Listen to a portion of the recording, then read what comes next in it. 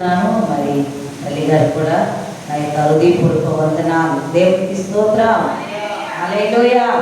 మరి దేవుడు మరి మనల్ని పిలుచుకున్నవాడు, నమ్మదగిన వాడు.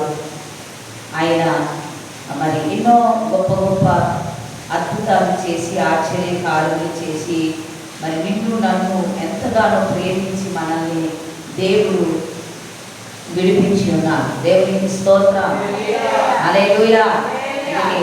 మరి నేను కూడా ఈరోజు ఇలాగ ఈ స్థలంలో ఇక్కడ మరి పిలిపిడి దగ్గర నేను ఈ విధంగా ఈ స్థలంలో నేను మాట్లాడుతూ ఉన్నానంటే కేవలం అది దేవుని యొక్క కృప మాత్రమే. దేవునికి స్తోత్రం. మరి మేము కూడా ఇప్పుడు క్రైస్తవులు కాదు, మరి మధ్యలో మరి ప్రభువుని అంగీకరించిన వారము, ప్రభుని అంగీకరించిన వారము. మరి దేవుడంటే యేసు ప్రభు దేవుడని నాకు తెలియదు. నాకు మరి దేవుడి కోసం ఏది కూడా తెలియదు. ఆయన శక్తిమంతుడు, గొప్ప దేవుడు, ఆశ్చర్యకార్యాలు చేసే దేవుడని నాకు తెలియదు. అయినప్పటికీ దేవుడు మరి మమ్మల్ని చూస్తున్నాడు. దేవునికి స్తోత్రం. మరి మాది ఇదే జిల్లా, శ్రీకాకుళం జిల్లా, మరి కోలాటి మండలం. నేను పుట్టి పెరిగింది తీర్థాసి. మరి నా యొక్క అత్తవారు ఈదుల వలస. మరి ఒకే మండలం, పక్కన గ్రామాలేదు. అయితే నేను పుట్టి పెరిగింది దీర్ఘాసి. మరి దీర్ఘాసిలో మరి మా నాన్నగారి పేరు లింగుబారు సూరయ్య, మా అమ్మ పేరు రాములమ్మ. మరి నాకు తోడ 2 చెల్లెళ్ళు, 3 సంతానము. మరి చిన్నతనం నుంచే నేను ఎక్కువగా భక్తి ఎక్కువగా ఉండేది నాకు. నేనేం చేసేదాన్నంటే మా నాన్నమ్మ ఊళ్ళో చెట్లు పువ్వులన్నీ కూడా వేసి తన వెనక్కి తిప్పుకుంటూ ఎవరైతే పూజ చేస్తారో వాళ్ళకి 3 4 పువ్వులు అవి మరి సాయంత్రము నా 5 6 టైంలో నాకు ఇంటింటికి వాళ్ళ ద్వారం దగ్గర పెట్టాలి. అది ఆ ద్వారం దగ్గర 3 4 పువ్వులు మరి కార్తీకంలో కానీ డైలీ అలా పెట్టమని చెప్పి నాకు ఇచ్చేదన్నమాట. అయితే నేను కూడా అలాగే మా నాన్నమ్మ చెప్పినట్లుగా నేను ఇంటికి వెళ్ళి ఇలా ఒళ్ళో వేసుకుంటూ వాళ్ళ ద్వారం దగ్గర పెట్టి వచ్చేదాన్ని. అలాగా నేను కూడా చిన్నప్పటి నుండి భక్తురాలు, సంతోషమాత అంటే బాగా నేను కొలుస్తూ గొప్ప పూలు, తర్వాత చీరలు, ఇలాగా జాకెట్లని, ఉపవాసం అని చాలా నిష్టగా చేస్తూ ఉండేదాన్ని. అయితే మరి నాకు చాలా భక్తిగా చేస్తూ ఉండేది. అలాగే నాకు మరి తెలిసిన కానించి నేను అలా చేసి దేవుడుగా వినాయక చవితి వచ్చినా మరి పందిరి వేయడము, విగ్రహాలను చేయడము, చక్కగా దానికి అలంకరించి చాలా చక్కగా చేస్తూ ఉండేది. నాకు తెలిసిన కానీ మా నాన్నగారు చెప్పకపోయినా నేను చేసుకుంటూ అలాగా భక్తిలో నేను ఇదే భక్తి ఇలా చేయాలి అనుకున్నాను. అయితే నాకు మా అమ్మ తమ్ముడికి ఇచ్చారు, సొంత తమ్ముడికే నాకు ఇచ్చారు. నాకు మ్యారేజ్ అయింది 2002. 2010 వరకు నాకు కష్టాలే. 2010 వరకు నాకు కష్టాలే. సొంత తమ్ముడికి ఇచ్చిన సంతోషం అనేది, సుఖం అనేది లేదు. ఎప్పుడు చూసినా పేకాట తాగుడు, నన్ను కొట్టడం, చాలా హింసించడం, మానసికంగా గోడలకి గుద్దించడం, ఇలా చేస్తూ ఉన్నప్పటికీ కూడా మరి నేను ఎప్పుడు కూడా నా తల్లిదండ్రులకి నేను చెప్పలేదు. ఎందుకు అంటే నా తోడ 2 ఉన్నారు, వాళ్ళు పెళ్ళిళ్ళు ఉన్నారు. మరి నా వల్ల వాళ్ళకి ఇబ్బంది అవుతుందని నేను మరి సొంత కన్నవారింటికి అయితే నేను వెళ్ళలేదు. అత్తవారింటిలోనే మరి తాతగారి ఇల్లు కాబట్టి మరి ఏదైనా చనిపోయి ఇక్కడే చనిపోతాను అన్నట్టుగా నేను ఉండడం జరిగింది. అలా ఉంటుండగా ఎక్కువ తాగుడు ఎక్కువ అయిపోతుంది. మరి అనారోగ్యము బాగోవడం లేదు, ఎవరికీ బాగోవడం లేదు. మరి అటువంటి పరిస్థితుల్లో ఇది మానేస్తే బాగుంటుందేమో అని మాలలు కూడా వేయించాం. నాకు ఫస్ట్ ఒక కుమారుడు, ఆ కుమారుడు మరి 40 రోజుల నుండి చనిపోయాడు. 40 రోజుల నుండి చనిపోయాడు. అప్పుడు వైజాగ్ తీసుకెళ్తామని మేము సిద్ధమయ్యాము. అయినప్పటికీ ఇప్పుడంటే అన్నీ ఉన్నాయి, మనం బుక్ చేసే తీసుకెళ్తాం. అప్పట్లో మరి చాలా బాధగా ఉండేది, ఇబ్బంది ఉండేది. ఆ తర్వాత మళ్ళా పాప 2004లో మరి పాప నేను ప్రెగ్నెన్సీతో ఉన్నప్పుడు చాలా ఆయన పెట్టిన బాధలకి నేను చాలా సఫర్ అయిపోయి ఎంతగానో బాధపడ్డాను. మరి 10 రోజులు ఉంటుంది అంటే నా డెలివరీ టైం అయిపోతుంది, 10 రోజుల్లో పాప ఉంటుంది. ఈలోగా నేను ఏం చేశానంటే కిరసనం పోసుకున్నాను చనిపోదాము అని. నాకు ఉన్న కొద్ది ధైర్యంగా ఉన్నాను, కానీ ఒక్కొక్క సందర్భంలో నాకు ఆలోచన వచ్చేది ఎందుకు ఈ జీవితం అని. ఆ 2004లో కిరసనుని మరి డీలర్ దగ్గర కిరసనుని ఎప్పుడు తెచ్చుకొని ఒక క్యాన్లో పెట్టుకునేవారు. అది చూశాను. మరి పాప 10 రోజులు పుడుతుందనగా నేను నా మీద పోసుకున్నాను, మొత్తం క్యాన్తో పోసుకున్నాను. అగ్గిపుల్ల ఇలా తీశాను, ఇంకా జస్ట్ ఇలా నా చేతిలో ఉంది. వెంటనే నా భర్త వచ్చి పెద్ద పెద్ద కేకలు పెట్టి అందరిని పిలిచేసి, ఇదిగో ఇలాగ కిరసనం పోసుకొని ఈ విధంగా అగ్గిపుల్ల తీస్తుందనేసి చెప్పగానే అందరూ వచ్చారు.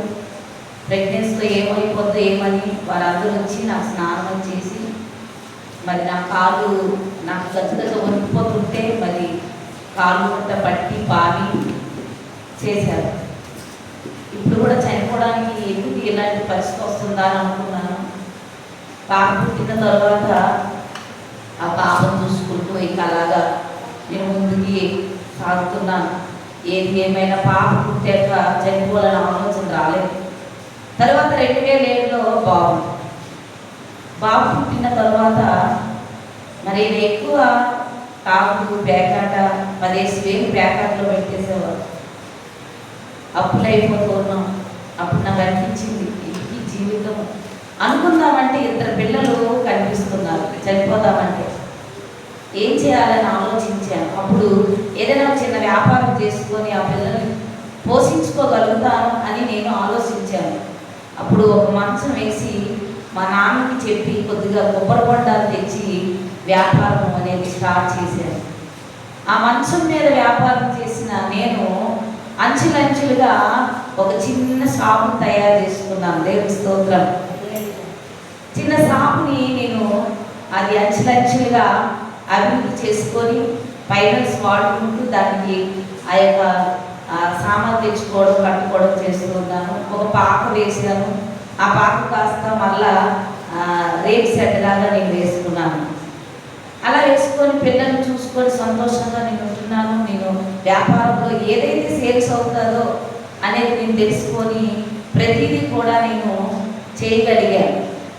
అలా చేస్తూ ఉంటుండగా ఇంకా తాగుడు ఎక్కువ అవుతుంది. ఆరోగ్యం కూడా అంతకంతకి బాగోవడం లేదు. ఒకరికి నాకు బాగుంటే పిల్లలకి బాగోకపోవడం, అలాగే నా భర్తకి బాగోకపోవడం, ఇలా జరుగుతూ ఉంటే ఎందుకు ఈ జీవితము? దాసుల దగ్గరికి వెళ్తున్నాము, డాక్టర్ దగ్గరికి వెళ్తున్నాము. దాసుల దగ్గరికి వెళ్తే పూజలు చేస్తున్నారు, పర్వాలేదమ్మా నయమవుతుంది అని చెప్తున్నారు. డాక్టర్ దగ్గరికి వెళ్తే ఏమీ లేదమ్మా ఈ మెడిసిన్ వాడమ్మా అంటున్నారు. ఏం చేయాలి? అలాగా నేను చాలామంది దాసుల దగ్గరికి తిరిగాను. టెక్కలి ఇక్కడ వస్తువులు మొత్తం అన్నీ ఎవరెవరు ఎక్కడ చెప్తారో అక్కడ పరుగులు ఎత్తాను. అయినా నయం కాలేదు.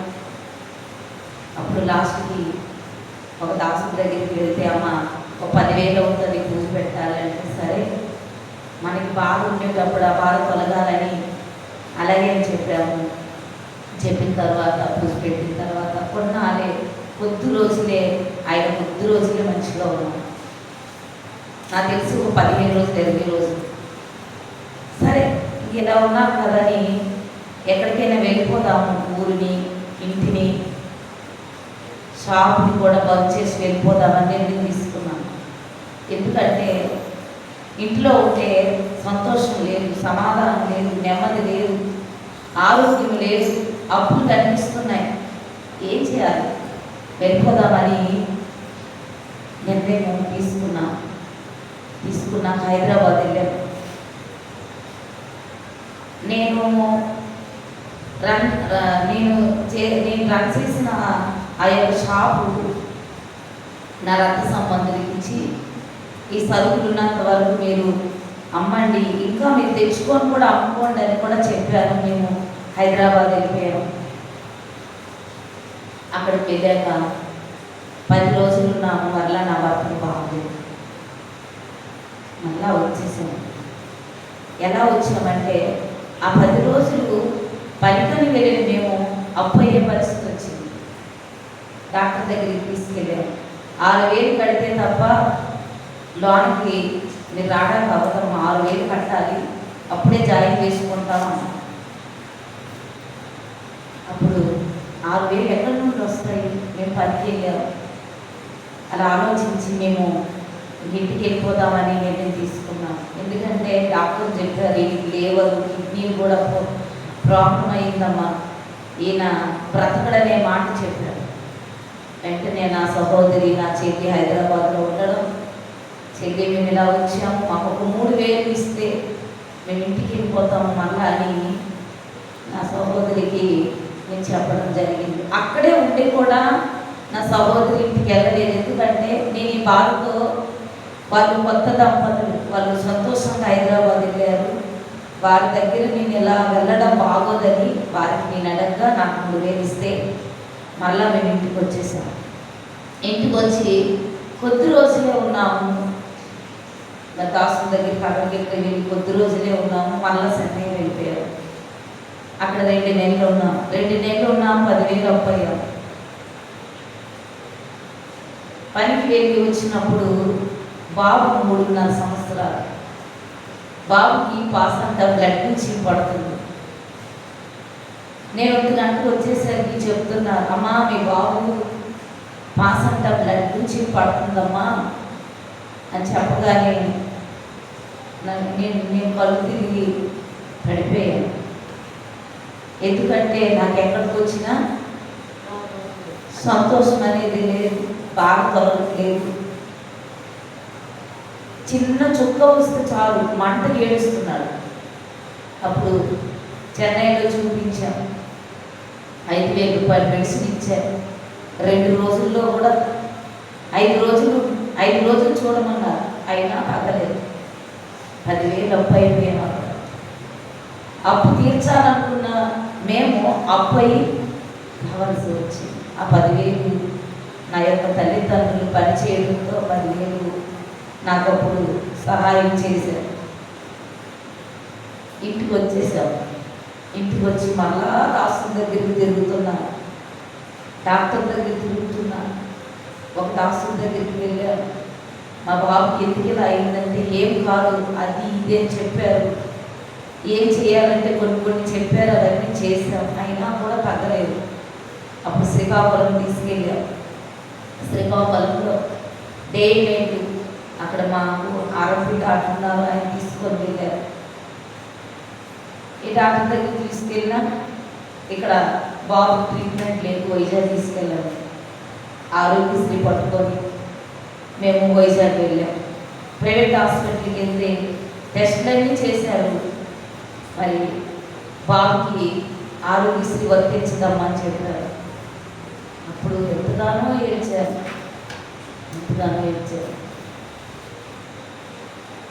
అప్పుడు ఒక సిస్టర్ని అడిగితే, మీలాంటి వారికి కేజీస్ ఉందమ్మా, ఆ కేజీస్ వెళ్ళిపోండి మీలాంటి వాళ్ళకి ఏం చెప్పారు.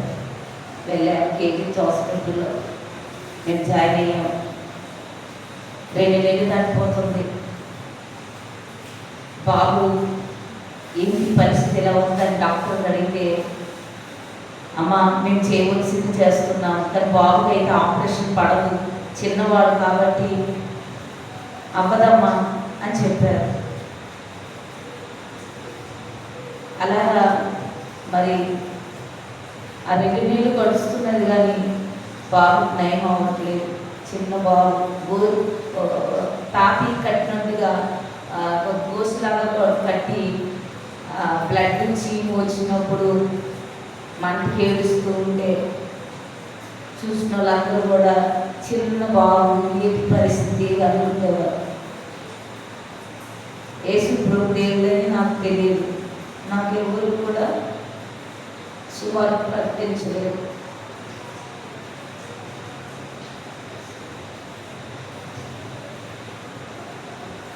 చాలామంది తల్లులు వచ్చి బాబుకి ఏం కాదమ్మా ప్రార్థన చేస్తాము, బాబుకి ఏం కాదు అని బుజ్జి బుజ్జిగా ఉండేవారు. బిస్కెట్ ఏదో ఒకటి ప్యాకెట్ ఇచ్చి ప్రార్థన చేసి ఒక్కొక్క తల్లి ప్రార్థన చేసి వెళ్ళేవారు.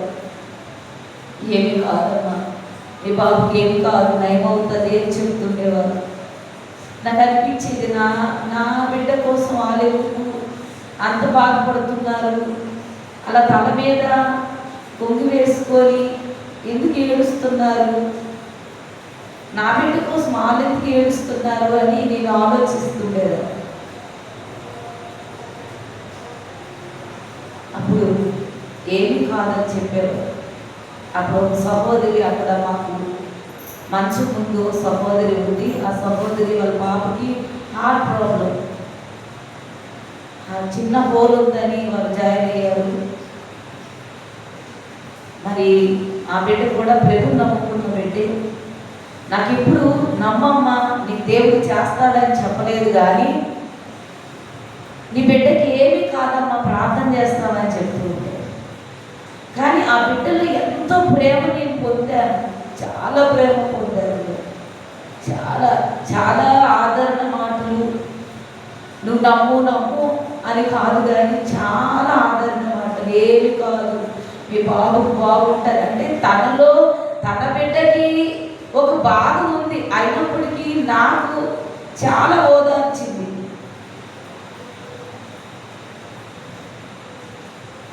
ప్రార్థన చేస్తాం ఏం కాదు అని చెప్తూ ఉండేది.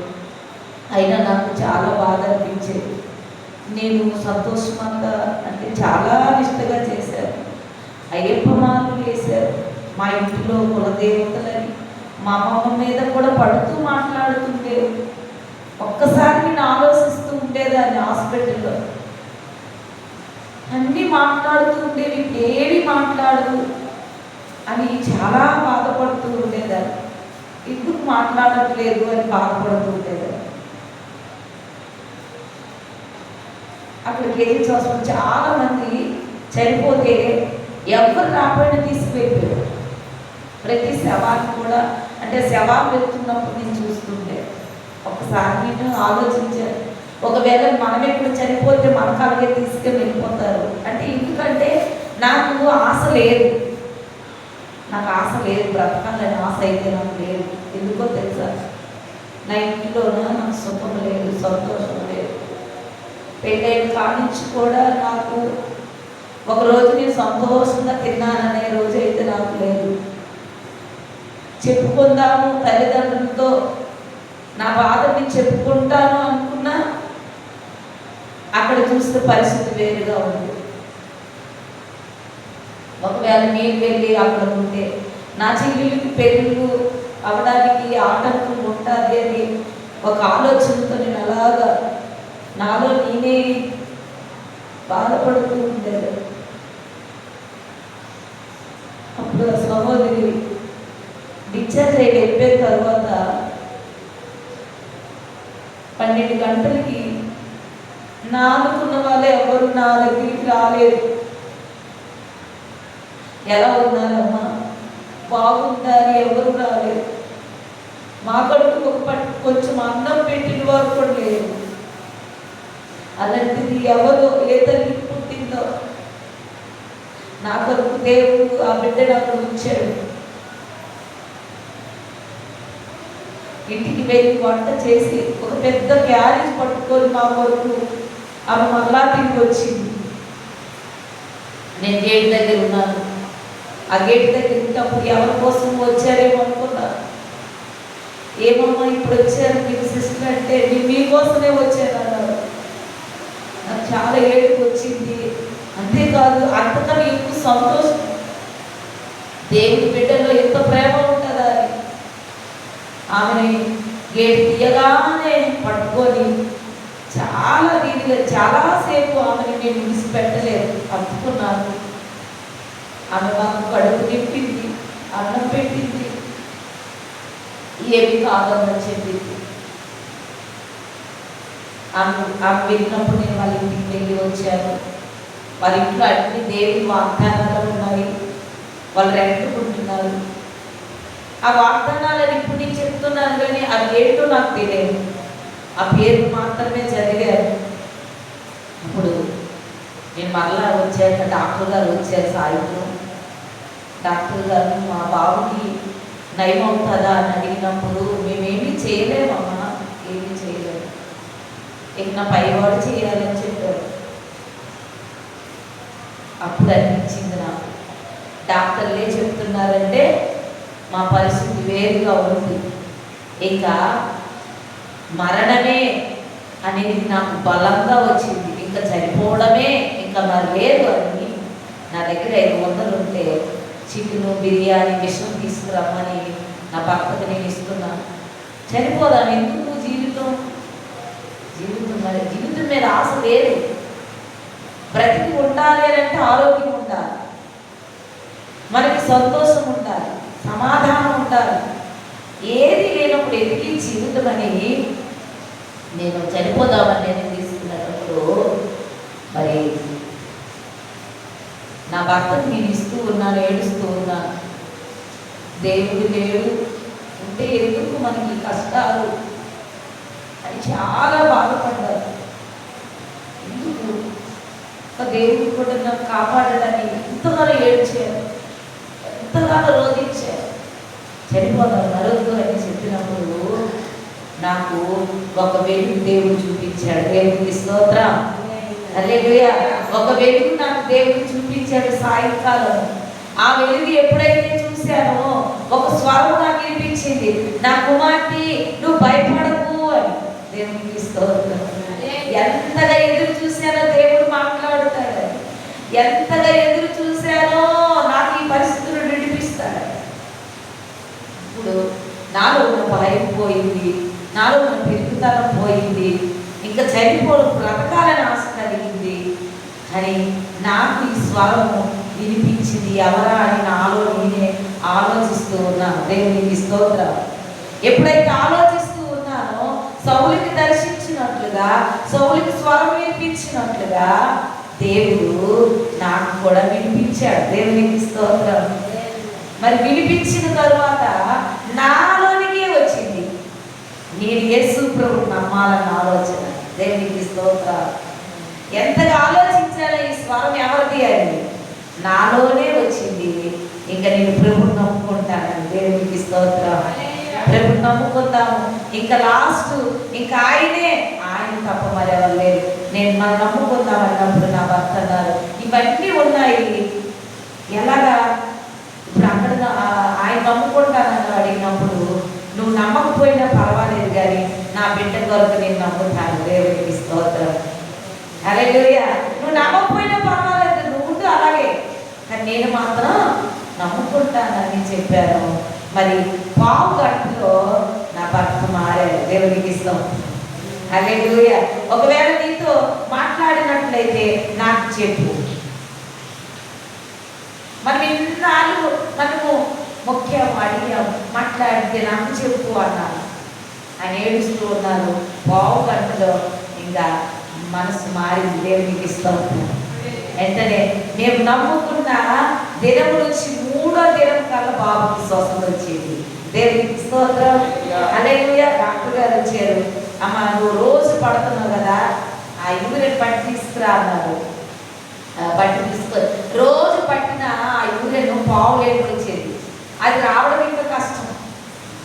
ఆ రోజు కూడా తెల్లటి వాటర్ బాటిల్లో పట్టి తీసుకొచ్చాను. మరి తెల్లగా ఉంది. దేవునికి స్తోత్రం. అందులో చీలు కానీ మరి రక్తము కానీ ఏమి లేకుండా ప్యూర్ వాటర్లా ఉంది. దేవునికి మహిమ కలుగుతుంది. ఎంత అద్భుతం చేశాడంటే 3 రోజుల్లో డాక్టర్ గారు వచ్చారు, సంతోషపడుతున్నారు. ఎలా జరిగింది ఈ రోజు మీరు ఇక్కడ ఉన్నారంటే మీరే చెప్పారు కదా పైవాడని. నేను యేసయ్యని ఇక్కడే నమ్ముకున్నాను అన్నాను. దేవుడికి స్తోత్రం. ఇక్కడే నమ్ముకున్నాను సార్ అన్నారు. ఆయన ఎంత సంతోషించారు, ఎంతగా ఆనందించారు. ఎందుకంటే చిన్న బాబు, వారు ఎంత ట్రీట్మెంట్ చేసినా వారికి అర్థం కావట్లేదు. అలాంటిది యేసయ్య గొప్ప కార్యము చేశారు. యేసు ప్రభుని నమ్ముకున్నది ఒక చర్చిలో కాదు కానీ హాస్పిటల్లో నమ్ముకున్నాను. దేవునికి స్తోత్రం. నాకు హాస్పిటలే ఆలయం అయిపోయింది. ఎంత అద్భుతం! ఎక్కడైనా ఆయన ఉంటాడనే నమ్మకం నాకు వచ్చేసింది. దేవునికి స్తోత్రం. ఇంకా ఇంటికి నేను వచ్చాను, బాబుని తీసుకొని గవర్నమెంట్ ఇచ్చిన టానిక్ చేసేతో వచ్చాను. మరి స్కానింగ్ తీయాలన్నారు. మరి నేను చనిపోవడానికి దాచుకున్న 500 ఉంది అని చెప్తే మీరు ఇవ్వద్దమ్మా మేము ఫ్రీగా తీస్తామన్నారు. మరి స్కానింగ్ తీశారు, పర్వాలేదమ్మని చెప్పారు. చక్కగా మేము ఇంటికి వచ్చేసాము. దేవుడికి మహిమ కలుగుతుంది. ఇంటికి వచ్చాక మరి చక్కగా మరి చిన్న ప్రార్థన చేసుకుంటున్నాను. మరి చిన్న ప్రార్థన చేస్తుంటే అద్భుతమైన కార్యాలు దేవుడు చేశాడు. దేవుడికి స్తోత్రం. హాస్పిటల్కి వచ్చిన తర్వాత కూడా మాకు ఆహారం తినడానికి కూడా మాకు రైస్ లేకపోయినప్పుడు బాధపడి ప్రభువా నేను నమ్ముకున్నానన్నప్పుడు దేవుడు ఒక అద్భుతమైన కార్యము. మరి దేవుడు ఎలా చేస్తాడంటే మనుషుల ద్వారానే చేస్తాడు. దేవుడికి స్తోత్రం. హల్లెలూయా. మరి అంత చక్కగా మరి దేవుడు చిన్న ప్రార్థన నాకు తెలియదు. ఇంకా అప్పటికి చర్చికి వెళ్ళలేదు, ఇంటిలోనే ప్రార్థన చేస్తూ ఉన్నాను. ఏ ఇంటిలోనైతే ఉండాలనుకున్నాను అదే ఇంట్లో మరి యేసయ్యకి ప్రార్థన చేస్తూ ఉన్నాను. ప్రభువా నిన్ను నమ్ముకున్నాను, అయ్యా నిన్ను నమ్ముకున్నాను, నా బిడ్డకి స్వస్థత ఇచ్చావు, నీవే నాకు కావాలని ప్రార్థన చేస్తూ ఉన్నాను. దేవుడు నన్ను బలపరుస్తూ ఉన్నాడు. నేనంటూ ఒక చర్చికి వెళ్ళాలని చర్చికి వెళ్ళాను, పక్క ఊరు చర్చికి వెళ్ళాను. పక్కనే ఉంది కాబట్టి నేను వెళ్ళడం జరిగింది. దేవుడి కృపను బట్టి రక్షణ తీసుకున్నాను. మరి 6 నెలలకే బాప్తిసం తీసుకున్నాను. మరి వారు కూడా అడిగారు బాప్తిసం కొద్ది రోజులు అలా నడువు అని చెప్పినప్పుడు అమ్మ లేదు నేను పరిపూర్ణంగా నేను ప్రభువుని నమ్ముకున్నానని చెప్పారు. దేవుడికి స్తోత్రం. హల్లెలూయా. మరి మా అమ్మమ్మ కూడా మేము నమ్ముకున్న తర్వాత మా అమ్మమ్మ కూడా వెనకడు వేయకుండా మరి ఆమె మీదకే మరి దేవతల నుంచి పడుతూ ఉండేదన్నమాట. ఏదైనా చెప్పాలంటే మా అమ్మమ్మ మీదే వచ్చే. అలాంటిది మా అమ్మమ్మ కూడా నమ్ముకుంది. దేవుడికి స్తోత్రం. ఆ బిడ్డకి ఎప్పుడు బాగైందో మా అమ్మమ్మ కూడా పరిపూర్ణంగా మరి నమ్ముకొని మాతో పాటు బాప్తిసం తీసుకుంది. హల్లెలూయా. అంత చక్కగా మరి మందిరానికి వెళ్ళి వస్తున్నాము. నేను ఇంకా దేవుడు నమ్ముకున్నాను కదా, ఎక్కడికైనా వెళ్ళిపోతాను, మరి వాచ్మెన్ పని నేను చేసుకుంటాను. నేను నాకు ధైర్యం వచ్చేసింది, ఏ పని చేసినా నేను అప్పు తీర్చుకోగలను. అప్పుడు ప్రభు నాతో మాట్లాడాడు. దేవుడికి స్తోత్రం. హల్లెలూయా. ఎక్కడికైనా వైజాగ్ ఎక్కడికి వెళ్ళిపోయి వాచ్మెన్ పని చేసుకొని ఆ అప్పు తీర్చుకుందాం అనుకున్నాను. చిన్న ప్రార్థన చేస్తూ ఉన్నాను. నేను చేస్తూ ఉంటే పరిశుద్ధాత్మ దేవుడు నాతో మాట్లాడాడు. హల్లెలూయా. నాతో ఏమని మాట్లాడాడంటే నువ్వు ఎక్కడ భయపడుతున్నావో అదే స్థలంలో నేను నిలబెడతాను. దేవునికి స్తోత్రం. ఏ గ్రామంలో నీ గ్రామంలో అప్పు పలుకుతాంటున్నావు కదా, అదే గ్రామంలో నేను పలికిస్తాను, నేను ఇస్తానని దేవుడు అద్భుతముగా మరి నన్ను ఎంతగానో బలపరిచాడు. ఏ గ్రామంలో అప్పు పలకదనుకుంటున్నావో, ఏ ఇంటిలోనైతే నీకు భయం కలుగుతుందో, ఉండలేననుకుంటున్నావో అదే స్థలంలో నేను నిలబెడతాను. దేవునికి స్తోత్రం. అదే స్థలంలో నేను వాడుకుంటానని దేవుడి స్వరం నాకు వినిపించింది. హల్లెలూయా. మరి దేవుడు నాకు ఏ వాగ్దానం ఇచ్చాడో అది నెరవేర్చాడు. హల్లెలూయా. అది నెరవేర్చాడు. అక్కడే నన్ను నిలబెట్టాడు. ఇదిగో నువ్వు భయపడుతున్నావు, ఆ స్థలంలోకి వచ్చిన దెయ్యం పట్టి వచ్చిన వారిని కూడా నేను విడుదలిస్తాను. దేవుడు అంత గొప్ప కార్యాలు చేశాడు. ఎందుకో తెలుసా, నేను ఒకప్పుడు భయపడ్డాను. అదే స్థలంలో దేవుడు మరి గొప్ప కార్యాలు చేశాడు. మరి అదే స్థలంలో నన్ను నిలబెట్టాడు. మరలా నేను ఏ వ్యాపారం అయితే విడిచిపెట్టుకున్నానో మళ్ళీ అదే వ్యాపారం చేయడానికి కృప చూపాడు. దేవునికి స్తోత్రం. హల్లెలూయా. మరలా నాకు సంతోషాన్ని మరి చక్కగా వ్యాపారం చేసుకొని నేను ఆయన పని చేయాలి అని అనుకున్నాను. వ్యాపారాన్ని వల్ల దేవుడికి ఇచ్చారు. దేవుడికి మహిమ కలుగును గాక. చక్కగా మరి నా భర్త విషయంలో నేను బాధపడుతూ ఉన్నాను. నా భర్త విషయంలో నేను ఎంత వ్యాధన పడుతూ ఉన్నాను. ఎందుకంటే తాగి పేకాట ఆడిన వ్యక్తి ప్రభువ తనని మార్చు ప్రభు అని ప్రార్థన చేస్తూ ఉన్నాను. అలాగే నా భర్త మీద కూడా మళ్ళా ఆ యొక్క శక్తి వచ్చి పడడంతో మరి ఎంతకాలం నువ్వు ఏమీ చేయలేవు నన్ను అన్నప్పుడు నేనేమీ చేయలేను కానీ నా యేసయ్య చేస్తాడా. దేవునికి స్తోత్రం. అలాగే నా భర్తకు కూడా మరి వాటి నుండి విడుదల ఇచ్చాడు దేవుడు. అంతేకాదు నువ్వు భయపడకు అని చెప్పాడు. మరి అనేక వ్యసనాల్లో నుండి దేవుడు విడిపించేశాడు. దేవుని స్తోత్రం. పేకాట కాదు, తాగుడు కాదు, అన్ని విషయంలో కూడా విడిపించి మరి చక్కగా మరి ఏదైతే నేను కోల్పోయానో ప్రేమని ఇంకా బిడ్డలను కూడా మరి తండ్రిగా మరి చూడని పరిస్థితులు ఉండేవి. అలాంటిది మమ్మల్ని ఎంతగానో ప్రేమగా చూసుకునే కృపను ఇచ్చారు. దేవునికి స్తోత్రం. ఎంతగా ప్రేమించే కృపను ఏది కావాలన్నా ఒకప్పుడు భయం వేసేది, అడగాలన్నా భయం, తెస్తారా లేదన్న ఒక స్థితిలో మరి ఉంటూ ఉండేది. ఈరోజు పిల్లల్ని కూడా చక్కగా ప్రేమకి ఏది కావాలా అనేది అడగకముందే మరి తెచ్చిపెట్టే కృప దేవుడు ఇచ్చాడు. దేవునికి స్తోత్రం. నేను నమ్మినప్పుడు నా అనుకున్న వారు మరలా నా దగ్గరికి వచ్చి ఎందుకు నువ్వు నమ్ముకున్నావు, అది ఉండదు ఇది ఉండదని నా యొక్క సహోదరి నా యొక్క చెల్లి కూడా మాట్లాడడం జరిగింది. నేను అన్నాను, నాకు బాగులేనప్పుడు నేను బాధలో ఉన్నప్పుడు ఏ రోజైనా వచ్చావా, ఏ రోజైనా మాట్లాడావా? ఈ రోజు నేను నమ్ముకున్న తర్వాత నాకు బొట్టు ఉండదు అది ఉండదని నువ్వు చేదరించుకుంటున్నావు. ఒకవేళ నాతో నీకు అది ఉండడం ఇష్టం లేకపోతే మీరు నన్ను విడిచిపెట్టినా పర్లేదు కానీ నా ప్రభువు నేను విడిచిపెట్టనన్నాను. దేవునికి స్తోత్రం. హల్లెలూయా. నాకు అదే మాట అంటుండేవారు. ఏం చేశాడు దేవుడు, ఏం చేశాడని నా సహోదరి మరి నా తరువాత నా యొక్క చెల్లి అన్నప్పుడు నేను ఒక మాట అన్నాను, నువ్వు నన్ను విడిచిపెట్టినా పర్వాలేదు, నన్ను బాధలో ఉన్నప్పుడు ఎవరు రాలేదు, ఇప్పుడు నిన్ను మంచిగా నా ప్రభు నన్ను మిమ్మల్ని బ్రతికించాడు, ఇప్పుడు వచ్చి ఏం దేవుడు నమ్ముకున్నావు అని మాట్లాడుతూ ఉన్నావు. ఒకవేళ నాతో నీకు ఉండడం ఇష్టం లేకపోతే, ఇక్కడికి రావడం నీకు ఇష్టం లేకపోతే పర్వాలేదు కానీ నా ప్రభువుని మాత్రం నేను విడిచిపెట్టనా. దేవునికి స్తోత్రం. మరి దేవుడు మా అమ్మ కూడా మరి వాళ్ళ అక్కమ్మ దాసురాలు మరి అమ్మ మీద కూడా పడుతూ ఉండేవి.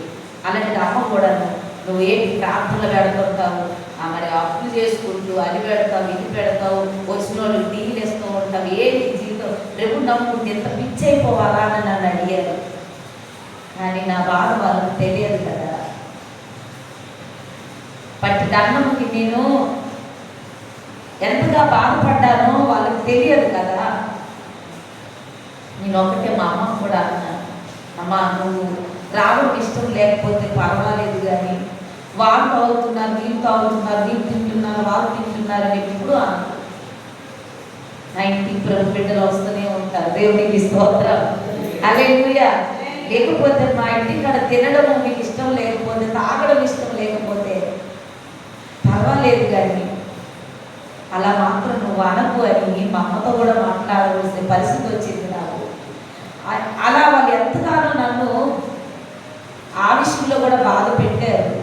అయినా వారిని క్షమించి ప్రభువా, వాళ్ళకి తెలియదు నేను ఎంత బాధ పడ్డానని నేను మరలా ప్రభు దగ్గర ప్రార్థన చేశాను. దేవునికి స్తోత్రం. హల్లెలూయా. మరి అలాగా దేవుడి కృపను బట్టి నా భర్త మారడము నా తల్లిదండ్రులు ఆశ్చర్యపోయారు. ఎంత ఆశ్చర్యం అంటే ఎవరు చెప్పినా వినేవారు కాదు. అలాంటిది దేవుడే మార్చారు. దేవునికి స్తోత్రం. ఆ పరిశుద్ధాత్మ దేవుడు మరి ప్రతి విషయంలో ప్రార్థన చేస్తూ ఉంటుండగా అంచులంచులుగా మా ఆర్థిక పరిస్థితులు కూడా తీరుతూ ఉన్నాయి. అప్పుల నుండి కూడా దేవుడు విడిపించాడు. దేవునికి స్తోత్రం. హల్లెలూయా. ఎవరంతా చక్కగా దేవుడు ఎంతో కృప చూపాడు. నా యొక్క సహోదరి కూడా మరి ఆడపిల్ల ఉంది, నువ్వు ఎలాగా ఏంటి దేవుడు అంటే ఇంత పిచ్చా, ఎందుకు ఎలాగా ఎలా పెళ్లి చేస్తారని ఇంకా మన మాటలు అడుగుతునేటప్పుడు నేను ఒక్కటే అనుకున్నాను, ప్రభువా నువ్వు నమ్మదగినవా, నా బిడ్డల పట్ల నువ్వు కార్యం చేస్తావని నేను విశ్వాసంతో ప్రార్థన చేస్తూ ఉండేదా. దేవునికి స్తోత్రం, హల్లెలూయా. మరి అటు రీతిగా దేవుడు ఆ స్థలంలో ఎంతగానో అద్భుతముగా మరి చక్కగా నేను మరి ప్రార్థన చేసుకొని ప్రతి అవసరత కొరకు ప్రభు దగ్గర మొరపెట్టే కృపని దేవుడు నాకు ఇచ్చాడు. దేవునికి స్తోత్రం. మా అమ్మ చేదరించింది, నా సహోదరులు చేదరించారు, కానీ వారే నా దగ్గరికి మరలా వచ్చారు. హల్లెలూయా. నా సహోదరి, నా తరువాత నా యొక్క చెల్లి కాలు చేతులు పడిపోయాయి. మరి ఈ చేతులు వంకలు, కాలు వంకలు, మరి కాలు చేతులు పడిపోయినప్పుడు మరి ఏ చెల్లి అయితే ఏం దేవుడు నమ్ముకున్నావు అన్న చెల్లె మరి కాళ్ళు చేతులు పడినప్పుడు ఆ గ్రామస్తులందరూ కూడా ఇంకా చనిపోతే చనిపోయింది ఏం లేదు అన్నప్పుడు కూడా మరి నేను ఇంటికి తీసుకొచ్చి నా దేవుడు గొప్పవాడు, స్వస్థపరుస్తాడు అని నేను విశ్వాసంతో మరి 6 నెలలు చెల్లి కింద నేను పరిచర్య చేయడం జరిగింది. దేవుడి స్తోత్రం. నేను ఒక్క మాత్రం కూడా వేయలేదు. అందరూ అన్నారు, వాళ్ళ అక్కకి ఏమైనా పిచ్చా అక్కడి ఇలాంటివి ఏసీ ఎలా చేస్తారు, పిచ్చి అక్కడికి అంటుండేవారు. అలా నేను వాళ్ళ అన్నా కూడా విశ్వాసం ప్రభు మీదే ఉంచాను. దేవుడి స్తోత్రం, హల్లెలూయా. అందుకే దేవుడు నా చేతికి స్వస్థతని ఇచ్చారు. దేవునికి స్తోత్రం, హల్లెలూయా. అంత చక్కగా మరి దేవుడు నా యొక్క చెల్లిని కూడా స్వస్థపరిచాడు. ఎందుకో తెలుసా, నేను ఒక రూపాయి మాత్రం కూడా వేయలేదు, కానీ 6 నెలలు యేసయ్య నీవు స్వస్థపరచు, ఆమె బ్రతికున్నంత వరకు నిన్నే వేడుకొని ప్రార్థన చేసే బిడ్డగా నువ్వు వాడుకో ప్రభువా అని నేను ఎంతగానో ప్రార్థన చేస్తూ మరి ఆ కుటుంబం కూడా మరి ప్రభుని అంగీకరించేది. దేవుని స్తోత్రం, హల్లెలూయా.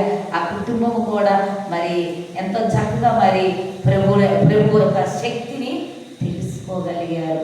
మరి 6 నెలలు కూడా ఆ యొక్క దుష్ట శక్తి పట్టి మరి పీడించి కాళ్ళు చేతులు పడవేసినప్పుడు మరి ఇది ఎవరి వల్ల కూడా కాదు అన్న ఆ యొక్క విషయం నాకు తెలుసు కాబట్టి నేనైతే ఏ డాక్టర్ దగ్గరికి తీసుకెళ్ళలేదు. ఒకటే ప్రభువుకి అప్పచెప్పాను. దేవుని స్తోత్రం. ఆమెకి తినడం కూడా తెలియదు, ఆమెకి తాగడం కూడా తెలియదు. 5 నెలలు పిల్లలాగా చేశాను. దేవునికి స్తోత్రం. ఆమెకి మెరుగు ఉండేది కాదు, అసలు ఏమి చెబుతున్నారో అది కూడా వినిపించని పరిస్థితిలో ఉంటుండగా మరి దేవుడు గొప్ప కార్యము మరి ఆ చెల్లి పట్ల కూడా దేవుడు కృప చూపాడు, స్వస్థత ఇచ్చాడు.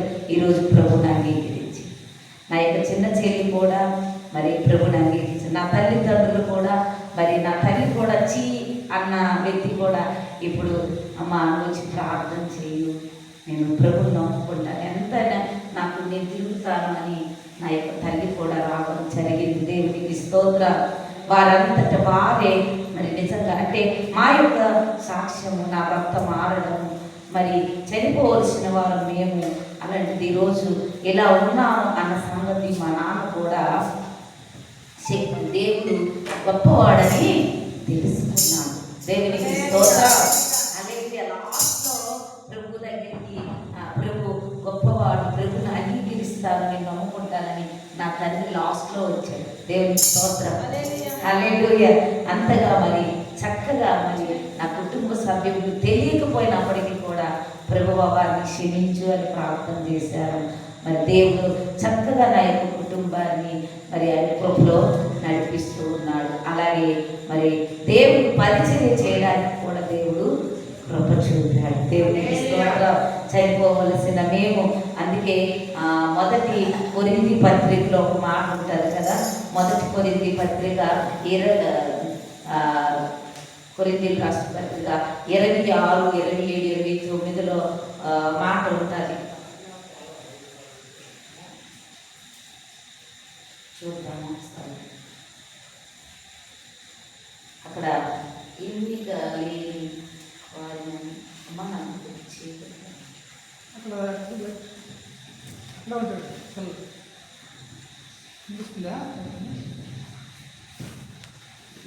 పోయింది. 1 Coríntios ఎన్నో ఒకటి 26 వచ్చింది. అవును, ఎన్నో అయితే ఒకటే మొదటి అంటే అమ్మా సహోదరులారా, మిమ్మల్ని పిలిచిన పిలుపుని చూడండి. మీలో లోకరీతిని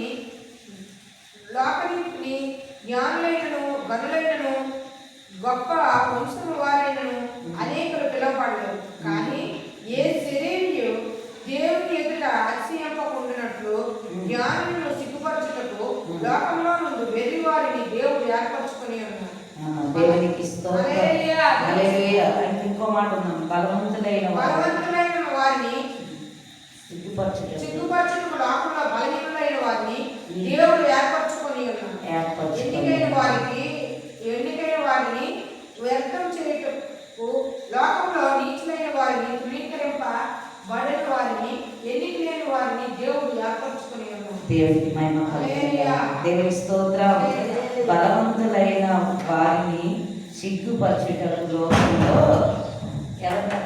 బలహీనులని. దేవునికి స్తోత్రం. మనం బలవంతులు కాదు, బలహీనులమే. అయినా కూడా దేవుడు మనల్ని ఎన్నుకున్నాడు. దేవునికి స్తోత్రం. హల్లెలూయా. చక్కగా మరి దేవుడు మేము చనిపోవాలి అనుకున్న ఆలోచనలో మేము ఉంటూ ఉండగా దేవుడు మా పట్ల ఎంతో కృపని చూపించాడు. ఆయన పనిలో దేవుడు వాడుకుంటున్నాడు. అంతేకాదు, దేవుడు ఒక సాక్షిగా ఆయన పాత్రగా వాడుకుంటున్నాడు. దేవునికి మహిమ కలుగునుగాక. ఎన్నో పరిస్థితులు వచ్చినప్పటికీ దేవుడి సన్నిధిలో ప్రార్థిస్తూ ఉంటుండగా దేవుడు ప్రార్థన ఆలకించి గొప్ప కార్యము చేస్తూ ఉన్నాడు. కొన్ని సందర్భంలో నేను బలహీనమైనప్పుడు, కొన్ని సందర్భంలో మరి ఎంతగానో మరి ఆ యొక్క పరిస్థితి వచ్చినప్పుడు ఒక సందర్భంలో దేవుడు నాతో మాట్లాడింది. సామెతలు 24:10 ఆ మాట ఎంతగానో నన్ను బలపరిచింది. దేవునికి స్తోత్రం. హల్లెలూయా. సామెతలు 24:10 శ్రమ దినమున నువ్వు కృంగినే కదా చేతకాని దాన్ని అవుతావని. నేను ప్రభుని నమ్ముకున్న తర్వాత కూడా నాకు కొంత పరిస్థితి ఎదురైనప్పుడు, నేను కృంగిపోతున్నప్పుడు దేవుడు నన్ను వాక్యం ద్వారా బలపరిచాడు. దేవుని స్తోత్రం. హల్లెలూయా. వాక్యం ద్వారా నాకు బలపరిచాడు. నువ్వు కృంగిపోవు, శ్రమ దినమున నువ్వు కృంగిపోవు, చేతకాని దాన్ని అవుతావు అని దేవుడు నన్ను ఎంతగానో బలపరిచాడు. దేవునికి స్తోత్రం. అవును కదా. ఈ శ్రమ వచ్చిందని నేను ఎందుకు కృంగిపోవాలని మరలా నేను ప్రభు సన్నిధిలో ప్రార్థన చేశాను. ఎందుకంటే నాకు తెలియదు, అంతకుముందు తెలియనప్పుడు ఎన్నో పరిస్థితులు కదా, మరి ఎన్నో స్థలానికి వెళ్ళడం జరిగింది, ఏవేవో చేయడం జరిగింది. ఇప్పుడు చూస్తే ఏ పరిస్థితి వచ్చినా ప్రభు సన్నిధిలో ప్రార్థన చేసుకుంటూ ఉన్నాము. దేవునికి స్తోత్రం. హల్లెలూయా. ప్రార్థన చేయగా దేవుడు మనల్ని బలపరుస్తున్నాడు. అయినా బలపరుస్తూ ఉన్నాడు. దేవునికి మహిమ కలుగును గాక. హల్లెలూయా. మరి అందుకే అపోస్తలులైన మరి సౌలు మరి పౌలుగా మారకముందు మరి దమస్క మార్గంలో వెళ్ళుచుండగా మరి అందరినీ హింసిస్తూ ఆయనకి మరి హింసకుడు దోషకుడు హానికరుడైనటువంటి సౌలు మరి దేవుని యొక్క వెలుగుని చూశాడు. దేవునికి స్తోత్రం. దేవుని వెలుగుని చూశాడు. దేవుని వెలుగుని చూశాడు. దేవుని స్వరం విన్నాడు. ఆ స్వరం విని ఎవరు అని అడుగుతున్నప్పుడు, ప్రభువా ఎవరని అడుగుతునేటప్పుడు, నువ్వు హింసిస్తున్నా యేసును దేవునికి స్తోత్రం. హల్లెలూయా. చూడండి, ఆ వెలుగు చూశాడు, స్వరం విన్నాడు, మరి సౌలును పౌలుగా మార్చేశాడు. దేవునికి స్తోత్రం. ఇంకొక మాట అంటాడు పౌలుకి, నా సాధనమై ఉన్నాడు. దేవునికి స్తోత్రం. అంటే ఆయన పనిలో వాడుకోవడానికి. చూడండి, ఈరోజు మనం అనుకుంటూ ఉంటాం, ఎందుకు పనికిరామేమో, ఎందుకు పనికిరాము అని ఒక్కొక్క సందర్భంలో మనకు వచ్చేస్తుండే ఆలోచన. కానీ దేవునికి మనము కావాలి. దేవునికి స్తోత్రం. హల్లెలూయా. హల్లెలూయా. మరి నా భర్త కూడా తాగి పేకాట ఆడుతున్న వ్యక్తిని దేవుడు ఏం చేశాడు? అద్భుతంగా మార్చాడు. దేవుడి స్తోత్రం. నేను ప్రార్థన చేసుకునేటప్పుడు చాలా విసుక్కుండేవారు, చాలా విసుగు. ఏంటి ఇప్పుడు ప్రార్థన చేస్తావు, ఎన్నో వాళ్ళందరూ అలాగే చేస్తున్నారు, వెళ్ళి వచ్చేస్తున్నారు కదా, నువ్వు ఎందుకు ఆ ప్రార్థన చేస్తున్నావు అని. ప్రభు నమ్ముకున్న తర్వాత కూడా కొన్ని సందర్భంలో పట్టడం జరిగింది. అయినా కూడా నేను ప్రార్థన చేసుకుంటున్నాను. దేవునికి స్తోత్రం. హల్లెలూయా. ఒకరోజు నేను ప్రార్థన చేస్తుండగా మరి కోపంతో నన్ను తనడం కూడా జరిగింది.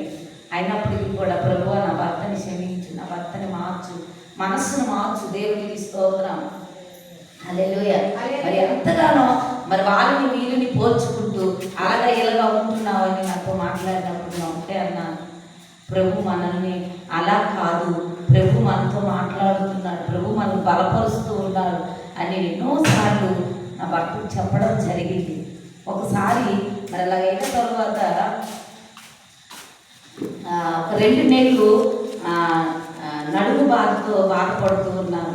బాధపడుతుండగా కిందనే 2 నెలలు పడుకోవడం, ఎత్తైన స్థలంలో పడుకోవడానికి లేదు. మరి ఆ 2 నెలలు కూడా నేను పరిచర్య నా భర్త కింద నేను చేయడం జరిగింది.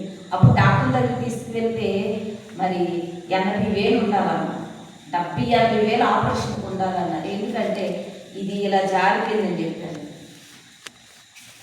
80,000 నాకు ఎక్కడ వస్తుంది? ఏదో నమ్ముకున్నాను, ఇప్పుడు కొద్ది బాగుంది అనుకుంటున్నాను, కొద్దిగా అప్పు తీర్చుకుంటున్నాను అనుకుంటున్నాను. మరి 70,000-80,000 ఎక్కడ తెస్తాను? అలాగా ప్రభువా ఏంటి పరిస్థితి అని నేను దేవుని సన్నిధిలో వేడుకుంటున్నాను, ప్రార్థన చేస్తున్నాను. అంటే కొంచెం మార్పు రాలేదు, ఆయనలో కొంచెం మార్పు రాలేదు. తెలిసి తెలియకుండా మళ్ళీ తాగడం ఇవి చేస్తూ ఉన్నారు, మార్పు అనేది రాలేదు. ప్రార్థన చేస్తూ ఉన్నాను. అప్పుడు ఇంకా ఎక్కువ అయిపోతుంది. డాక్టర్ గారు అలా చెప్పడంతో ఇంకా బాధ కలుగుతుంది. అప్పుడు నా దగ్గరికి వచ్చి, అమ్మా నేను తప్పు చేశాను, నేను మరి ఎప్పుడు చేయను, నేను ఇప్పుడు ఏం చేయాలని నన్ను అడుగుతున్నాను. హల్లెలూయా.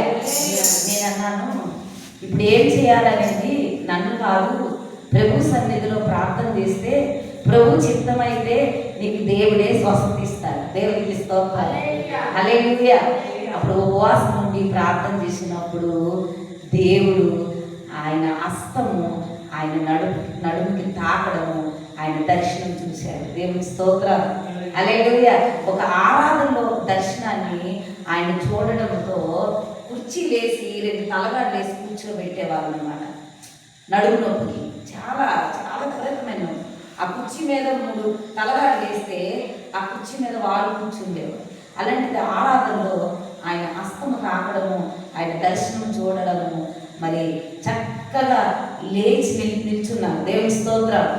అదే స్కానింగ్ అని ఆ మెడిసిన్ కానీ 5,000 ఉంచాను. అలాంటిది దేవుడు మరి ఆరాధనలో మరి దేవుడు దర్శనం చూపించాడు. దేవుని స్తోత్రం. మరి చక్కగా అందరూ ఆశ్చర్యపోయారు. నువ్వేది పరిగెట్టు, నువ్వు నడువు అని చెప్పినప్పుడు ఆయన పరిగెట్టి నడుస్తూ నాకు ఏం లేదన్న. దేవుని మహిమ కలుగుగా చదువుని అదంతా కూడా ఆయన నొప్పిని దేవుడు తనకు ఒక దర్శనాన్ని చూపించాడు. అప్పటి నుంచి కూడా మరి ఎప్పుడైతే దేవుడు దర్శనం చూశారో అప్పటి నుంచి ఆయన మార్పు వచ్చింది. దేవునికి మహిమ కలుగుగా.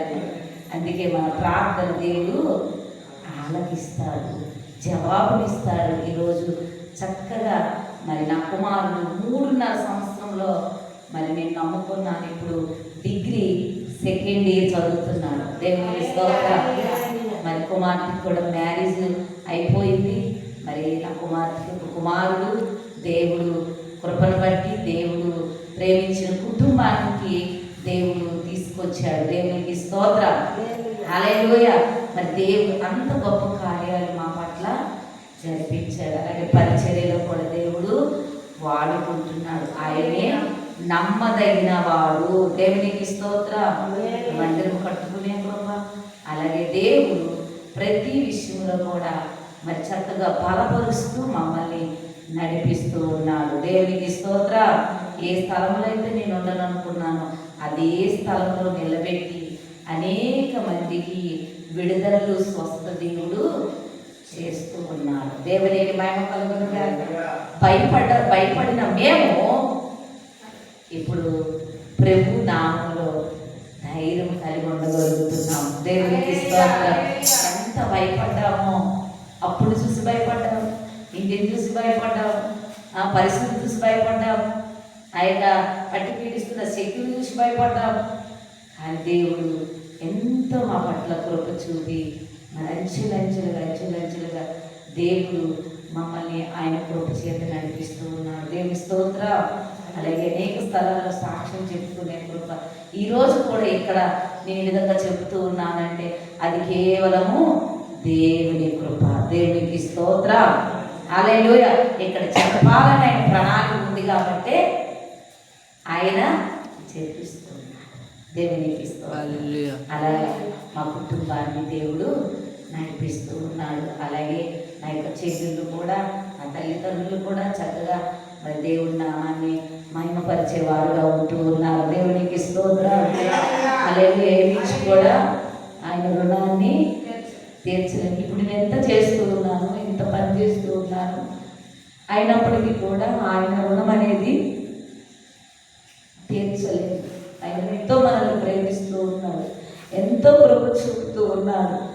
ఆయన పనిలో మనము ఆశతో ఇష్టంతో చేసినప్పుడు దేవుడు ఖచ్చితంగా మనల్ని నడిపిస్తాడు. దేవునికి స్తోత్రం.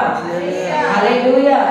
అందుకే మనల్ని ఎంతగానో ఆయన ప్రేమిస్తున్నాడనే విషయం మనము మర్చిపోకూడదు. హల్లెలూయా. కీర్తన 50వ అధ్యాయము 15వ వచనంలో ఒక మాట ఉంటుంది. ఏమనంటే యెహోవా, కీర్తన 50 కీర్తనల గ్రంథం 50వ అధ్యాయము 15వ వచనంలో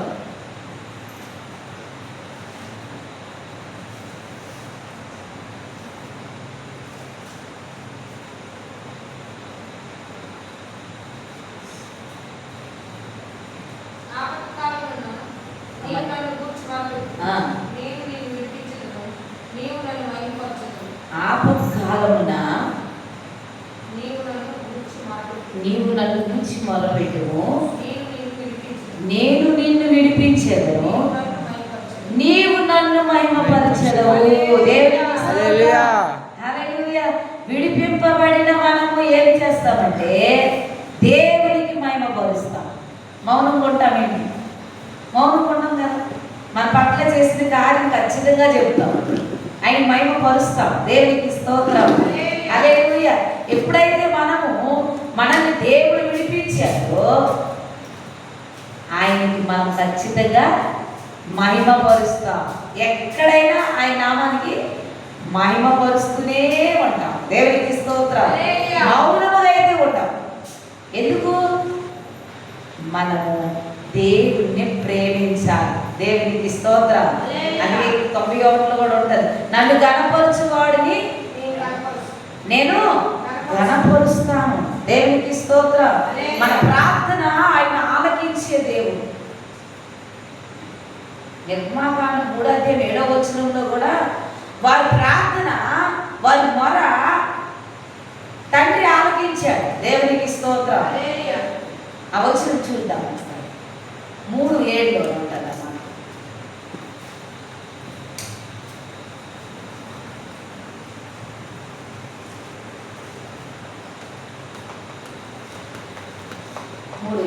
మాట ఉంటుంది.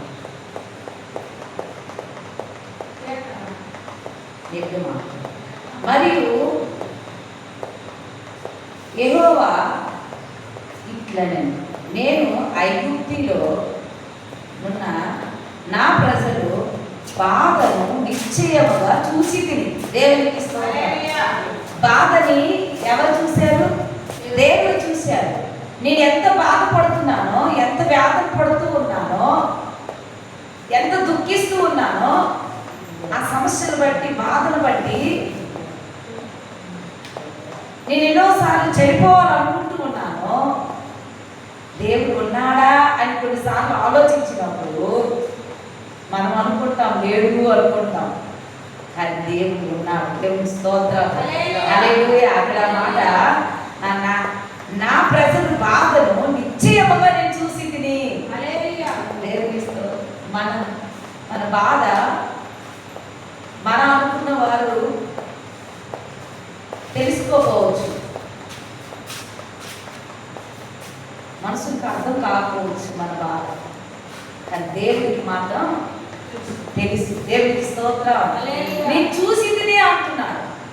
వారు పడుతున్న బాధ దేవుడు చూస్తూ ఉన్నాను. ఈరోజు నేను పడుతున్న బాధ ఎవరికి తెలియకపోవచ్చు. అబ్బో ఆయన మంచోడే అంటే ఆయన తాగి ప్యాకాట ఆడిన వ్యక్తి కూడా అందరికీ మంచోడే, మంచోడే కదమ్మా అంటుండేవారు.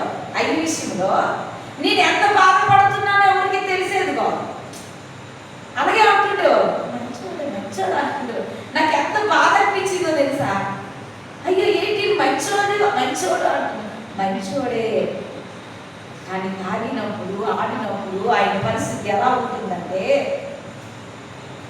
నన్ను ఎంత బాధ పెడుతున్నారంటే అది ఎవరికి తెలుసా? తెలియదు. కానీ పైన దేవునికి మాత్రం తెలుసు. దేవునికి స్తోత్రం. అవన్నీ చూస్తూ ఉన్నాడు. నా చనిపోతే మంచిది, ఎందుకే జీవితం అనుకునేటప్పుడు నేనున్నాను, భయపడగలడు. దేవుని స్తోత్రం. ఆ మాట స్పష్టంగా దేవుడు నాకు వినిపించాడు. నేను ఎవరు చెప్పిందే నేను రాలేదు, ఎవరు నాకు చెప్పలేదు కూడా. చాలా మంది ప్రార్థన చేశారు, ఏమి కాదమ్మా ఏమి కాదు, మంచిగా ఉంటుంది నీ కుమారుడిగా చెప్తున్నారు, కానీ ఎవ్వరు కూడా నన్ను ఏ ఒత్తిడి కూడా చేయలేదు. దేవునికి స్తోత్రం. నేనేం ఫీల్ వచ్చానంటే దేవుని వెలుగు చూశాను, స్వరం విన్నాను. దేవునికి స్తోత్రం. నా భర్త విషయంలో నేను బాధపడి ప్రార్థన చేస్తూ ఉంటే భయపడుతూ అని చెప్పాడు. భయపడుతూ అంటే ఏంటి? నేనున్నాను, నేను విడిపిస్తాను, నేను నీ భర్తని నా పనిలో వాడుకుంటాను. దేవుని స్తోత్రం. హల్లెలూయా. చెప్పిన పని ప్రభు చేశాడు కదా, చేశాడా? అద్భుతంగా చేశాడు. ఇప్పుడు ఒక తండ్రిగా ఉంచాడు, ఒక ఆత్మీయ తండ్రిగా ఉంచాడు. దేవుని స్తోత్రం.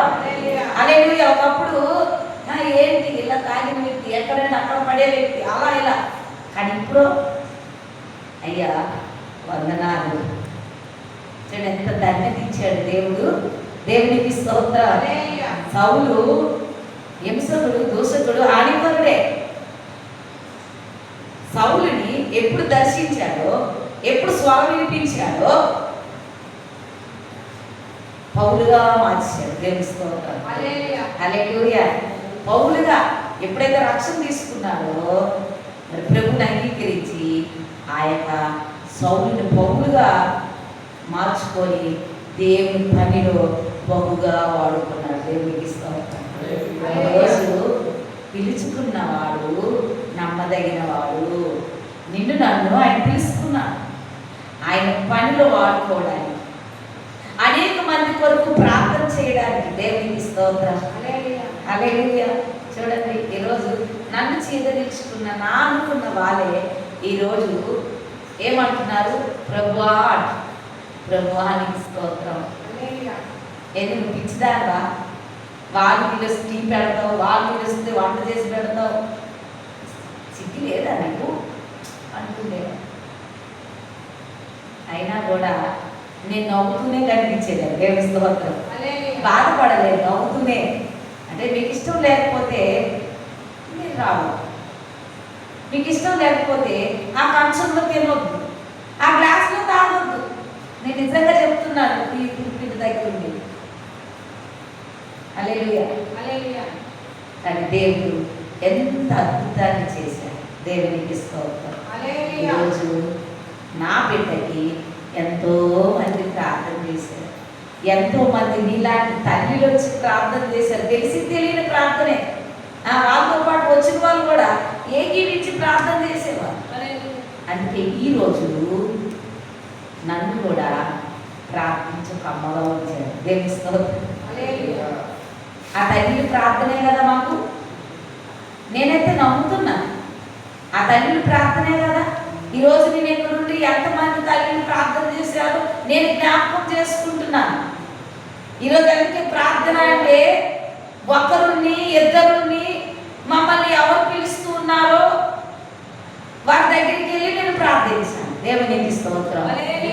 ఒకప్పుడు నేను ఎంత బాధతో ఉన్నానో, ఎంతమంది ప్రార్థన నన్ను బలపరిచింది అనేది యేసు నేను మర్చిపోకూడదు. దేవునికి స్తోత్రం.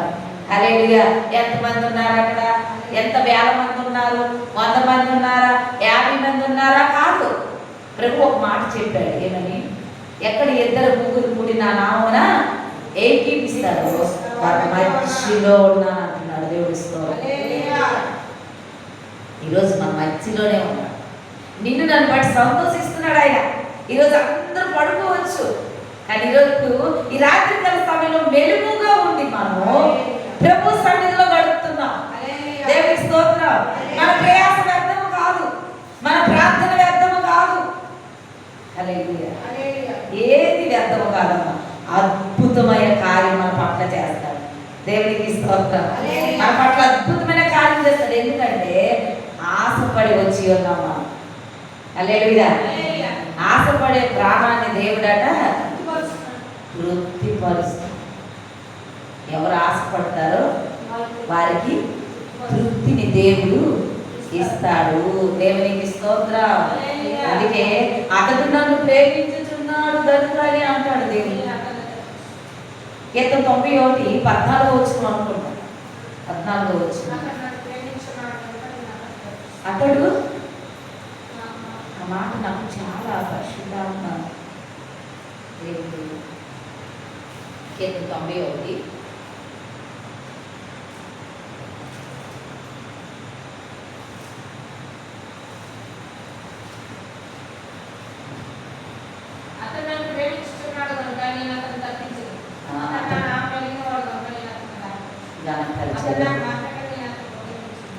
దేవుని స్తోత్రం. హల్లెలూయా. అతడు నన్ను ప్రేమిస్తున్నాడు కనుక నేను అతన్ని తప్పించదను.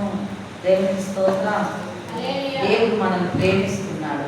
ప్రతి ఆపద నుండి ఆయన మనల్ని తప్పిస్తాడు. దేవునికి స్తోత్రం. హల్లెలూయా. మన ప్రార్థన కూడా ఆయన ఆలకిస్తాడు, అంగీకరిస్తాడు, ఆలకిస్తాడు. మనకి జవాబునిచ్చే దేవుడు ఆయన. దేవుని స్తోత్రం.